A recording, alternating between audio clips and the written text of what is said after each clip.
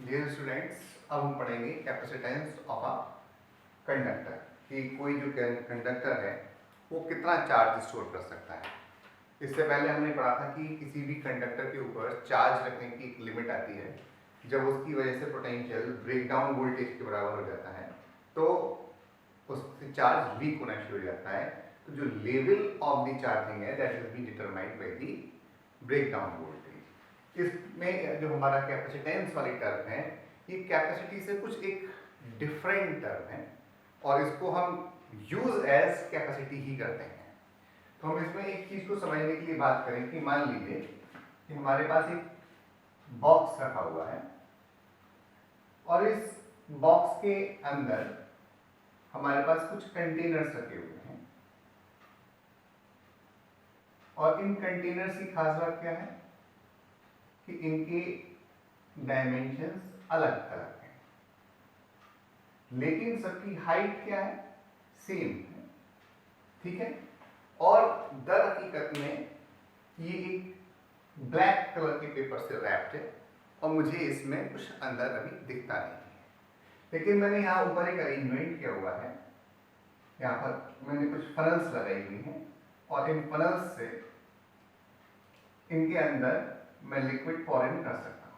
I can pour in the liquid in. इसी तरीके से मैं इसमें भी काम कर सकता हूँ। यहाँ पर जो मेरे पास फनल्स है वो लगी हुई। इन सब के अंदर एक अच्छी बात क्या है, यहाँ मेरे पास एक इस तरीके से इनके लेवल को कवर अप करती हुई यहाँ स्लिट्स खुली हुई है, नैरो स्लिट्स इनके अंदर यहाँ खुली हुई है, राइट। तो मैं एक काम करता हूं कि मैं एक सेम साइज के कंटेनर से लेकर के लिक्विड इसमें पोर इन करने की बात करता हूं। मीन्स मुझसे पूछा गया कि ये इसके अंदर 3 कंटेनर्स हैं जो कि आपको इनविजिबल हैं, तो आपको ये पता करना है कि इनमें से किसकी कैपेसिटी मैक्सिमम है। तो मैंने उसका एक तरीका ही निकाला, क्योंकि मुझे मालूम है कि इन तीनों में क्या है, हाइट बराबर। तीनों में लिक्विड को पोर इन करने के लिए मेरे पास फनल्स दी हुई हैं, तो मैं इक्वल अमाउंट ऑफ वाटर तीनों में पुल तीनों के अंदर अंदर डाल देता हूँ, जस्ट पोर इन इनसाइड। तो अब इसमें मुझे मालूम है कि इक्वल अमाउंट ऑफ वाटर डालने में सबसे ज्यादा लेवल इस कंटेनर में उठेगा, सबसे कम लेवल इस कंटेनर में उठेगा, दूसरे नंबर पर लेवल इस कंटेनर में उठेगा। तो मेरे को ये बात मालूम है कि जिसमें सेम अमाउंट ऑफ लिक्विड डालने पर लेवल जल्दी उठ रहा है उसका जो लिमिट है वो उसकी लिमिट जल्दी आ जाएगी और वो कंटेनर जल्दी ओवरफ्लो करने लगेगा। यानी कि कैपेसिटी सबसे कम किसकी होगी, सबसे कम कैपेसिटी होगी जिसका लेवल तेजी से ऊपर उठने लगता है। यानी कि मैंने यहाँ पर क्या किया है, मासेस बराबर लिए हैं लेकिन मैंने हाइट के बारे में गौर किया है। तो मैंने कहा कि जिसकी हाइट सबसे कम उठेगी वो सबसे बाद में करेगा। यानी कि मैंने कहा कि अमाउंट ऑफ मास और हाइट को मैंने यहां ले लिया। तो ये मेरे पास एक इंडिकेटर हो गया, ये एक इंडिकेटर हो गया अबाउट द कैपेसिटी। यही काम मैं करने वाला हूं जिसमें मैं अपना जो क्राइटेरिया कैपेसिटेंस ले लूंगा, उसमें ऊपर मेरे पास चार्ज आएगा और नीचे जो कि लेवलिंग था, लेवल ऑफ द चार्जिंग था, वो पोटेंशियल आएगा। तो मैं कहूंगा कि जो कैपेसिटेंस होगी that will be the ratio of the charge stored with the potential created by this charge when placed on the conductor. तो इसको हम इस तरीके से पढ़ते हैं, इसको हम आगे अलग तरीके से डिफाइन करेंगे आसान शब्दों में, तो हम बात करते हैं। Now we will consider it in different manner. हमें एक बात मालूम है, whenever a charge is placed on a conductor, its potential rises. This rise in potential is directly proportional to Q, or Q is directly proportional to the और Q is equal to C। तो हमने कहा here C is a proportionality constant called as capacitance। इसके अलावा important बात क्या है? It is a parameter whose value depend on the shape and size of conductor along with the dielectric nature of surrounding।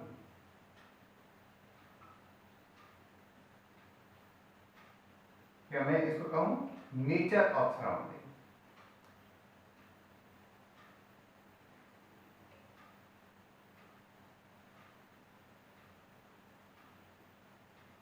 ठीक है, तो nature of surrounding क्यों कह रहा हूं? क्योंकि cut off potential break down voltage वो कौन डिसाइड करता है? वो मीडियम डिसाइड करता है। ठीक है, और पोटेंशियल का राइज और ये सब चीजें दोनों तीनों बातों पर करेंगे कि शेप क्या है, क्योंकि हमने पढ़ा था कि डिफरेंट साइज शेप्स की बॉडीज होती हैं और उनकी अदर डायमेंशंस डिफरेंट होते हैं, तो उनकी सरफेस के पोटेंशियल डिफरेंट होते हैं। स्फीयर के लिए अलग होता है, स्फेरिकल शेल के लिए अलग होता है, सिलेंडर के लिए अलग होता है, फ्लैट सरफेसेस के लिए ये चीज़ें अलग तरीके से कैलकुलेट की जाती हैं। तो यहाँ तक हमने बात की। अब इसके बाद हम बात करते हैं कि ये जो हमने यहाँ पर निकाली है फिजिकल क्वांटिटी, इसकी SI यूनिट क्या है और इसकी नेचर क्या है। तो पहले इसकी नेचर के बारे में बात कर लेते हैं।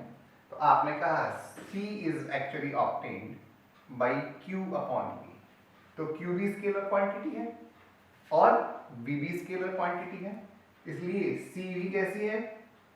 स्केलर क्वांटिटी है, स्केलर क्वांटिटी, राइट। इसके आगे बात करें हम कि इसकी SI यूनिट क्या होती है। तो इसकी SI यूनिट के लिए हमने बात की कि इसकी SI यूनिट होती है फैराड, जिसको हम कैपिटल F से डिनोट करते हैं। तो इसके बारे में हम डिफाइन कर दें। If a conductor stores a charge of 1 coulomb such that its potential is 1 volt, then its capacitance is 1 farad, right? So 1 farad is equal to 1 coulomb upon 1 volt, or 1 farad is equal to 1 coulomb per volt। एक चीज हम ध्यान रखेंगे कि farad बहुत बड़ी unit है, तो हम इसकी जो वैल्यू है वो फेराड में ना बता करके माइक्रो, नैनो या पिको फेराड से बताते हैं।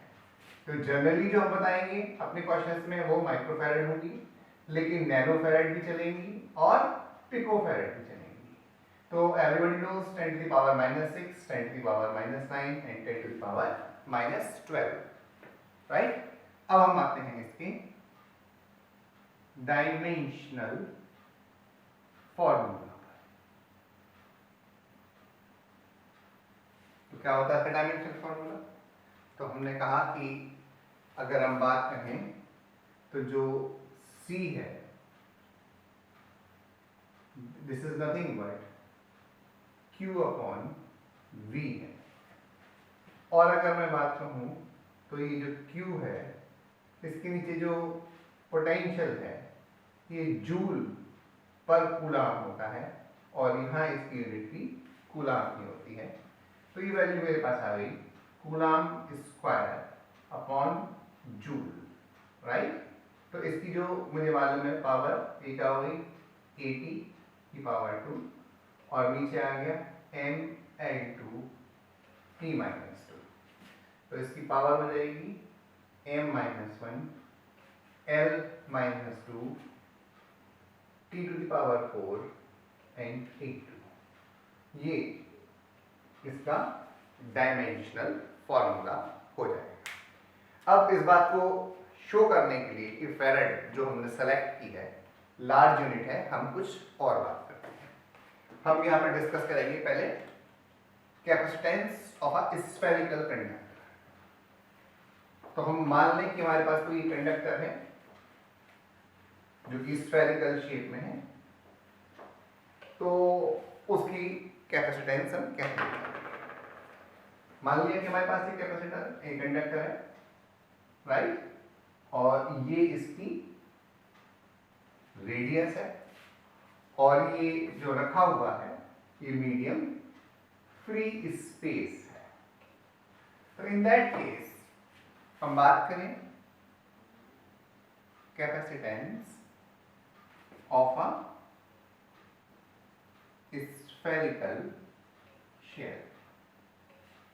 तो इस केस में क्या होगा, आपने क्या किया, इस पर क्यू चार्ज दे दिया गया, तो उसका जो पोटेंशियल है वो 1/4πε0 Q अपॉन R के बराबर हो जाएगा।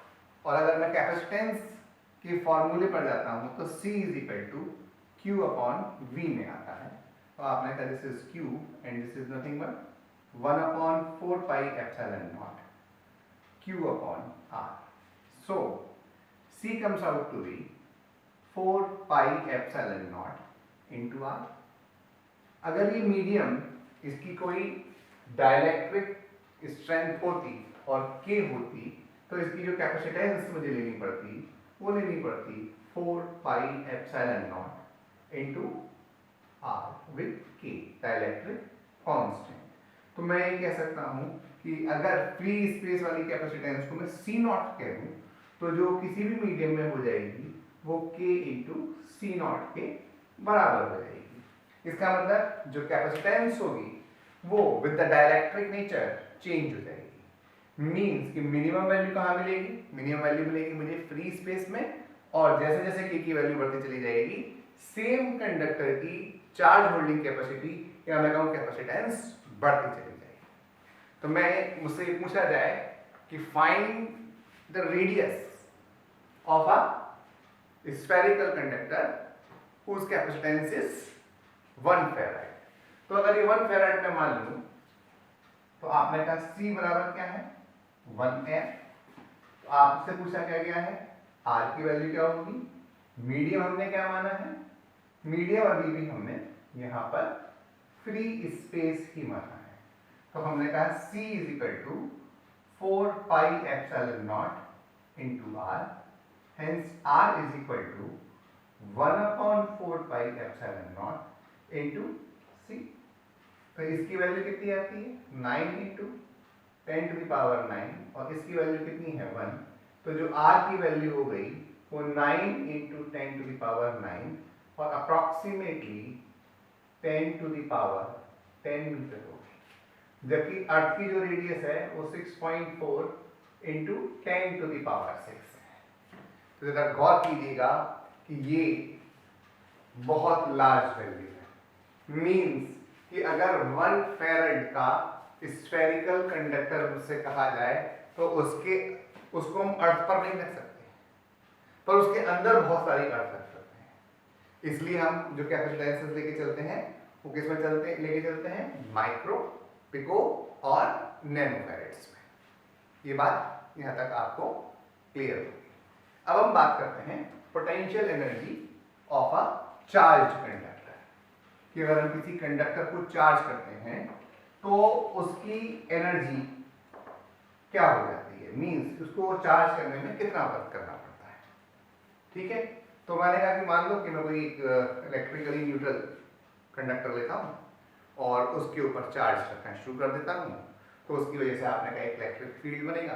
जिसकी वजह से आने वाले चार्ज को वो रिपेल करता जाएगा, तो उसमें हर आने वाले चार्ज पर पहले से ज़्यादा वर्क करना पड़ेगा। एक दूसरा तरीका मेरे पास एनर्जी वाला है, तो आपने मुझसे कहा था W is equal to Q into V होता है।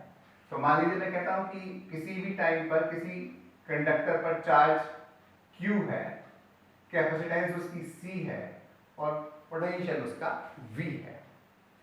तो उस केस में मैं आपसे बात कहूँ कि जब मैं यहाँ पर जैसे जैसे चार्ज इसके ऊपर प्लेस करता जाऊंगा, तो आपने कहा वैसे वैसे पोटेंशियल बढ़ता जाएगा, यानी कि लगातार इनकमिंग चार्ज के लिए मेरा वर्क डन बढ़ता जाएगा। इसको हम आसानी से समझने के लिए एग्जाम्पल लेते हैं। मान लीजिए कि हम कोई एक दीवार चुन रहे हैं, तो जब दीवार के लिए हम पहली ईंट रखते हैं, then we do a very little work.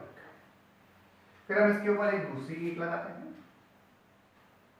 Then पहले से ऊपर रखना पड़ता है, फिर एक और ईंट लगाते हैं, राइट, तो और ऊपर ले जाना पड़ता है। अगर मैं जैसे जैसे दीवार को चुनता जाऊंगा, then for every incoming brick I have to do more work. Means क्या होगा कि दीवार की ऊंचाई बढ़ने के संग मेरा काम बढ़ता जा रहा है। यही काम यहां पोटेंशियल कर रहा है, that for every incoming point charge it is actually increasing the difficulty or it is increasing the work to be done in bringing that charge on the conductor। तो इसी के बारे में हम बात करते हैं और आसानी से मैथमेटिक्स से हम इसको बात को समझ जाएंगे।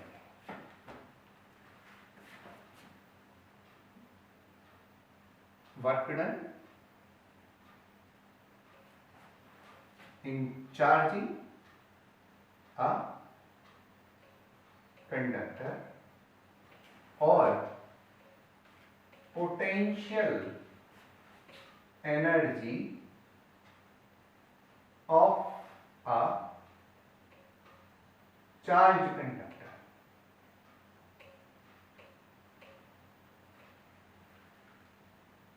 तो हम इसकी मैथमेटिक्स पर वर्क करेंगे। तो हमने पहले कह दिया है कि during the charging potential do not remains constant.